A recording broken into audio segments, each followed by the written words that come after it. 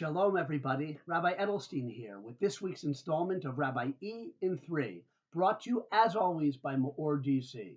You can find us on Facebook at MEOR DC or MEORDC.org. That's our website. Check it out and be in touch. Now, the view's a little different this week.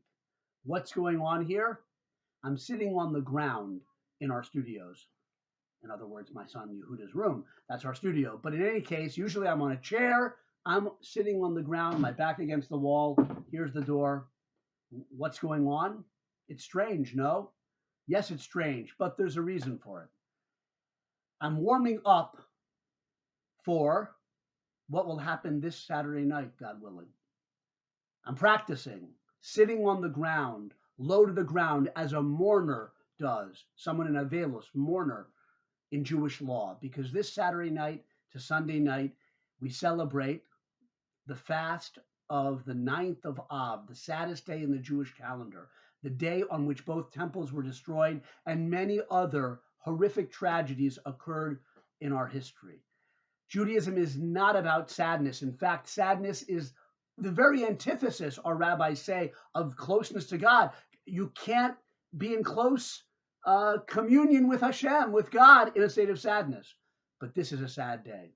It's a day when we focus on the devastation that our actions and the actions of our ancestors caused, the destruction of a temple, a diaspora, all the sufferings of the diaspora down through the 20th century and into the 21st century. It's a day of sadness. We read the book of Lamentations.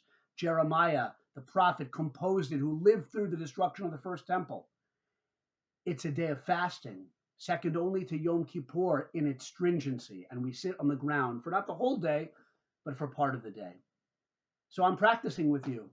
It's a day of mourning the loss of our connection, or the closeness of a connection to God that we as a people once had and that we as a people look forward to, which will affect the whole world. Because when the Jewish people were exiled, it was damaged the spirituality of the whole world. Although there was an upside to the diaspora, our sages say, we wandered through the nation, so to speak, as we still do, radiating values of monotheism and Jewish ethics. So there's a positive side to it, but it's a national calamity, the destruction of a temple and all the sufferings that we've experienced as a people. That's the focus on the day of the 9th of Av, Tisha B'Av. And one of the laws of the 9th of Av is sitting on the ground like a mourner.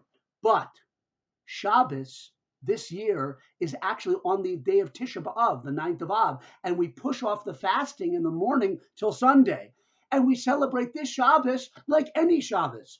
It's a beautiful day of joy, of closeness to God, of celebrating our eternal bond with Hashem as a Jewish people. In other words, the morning of the temple. Without the temple, we don't have everything we had once as a people. But we have Shabbos, we have the Torah, we have the commandments and our covenant with Hashem. And some of the holy rabbis tell us it's the loftiest Shabbos of the year, because in the midst of the darkness of this whole period, that's why I'm fuzzy, there's a 3-week period culminating in Tisha B'Av where we focus on that distance from God we created with our actions. But Shabbos is an oasis of peace and spirituality and joy in the darkness, even when it's on the day of Tisha B'Av itself. This Saturday is the 9th of Av and the fast is pushed off. It's an incredible Shabbos. We've lost a lot. We'll get that again in the future, but we still have the beauty of our covenant with Hashem, culminating in Shabbos. Good Shabbos.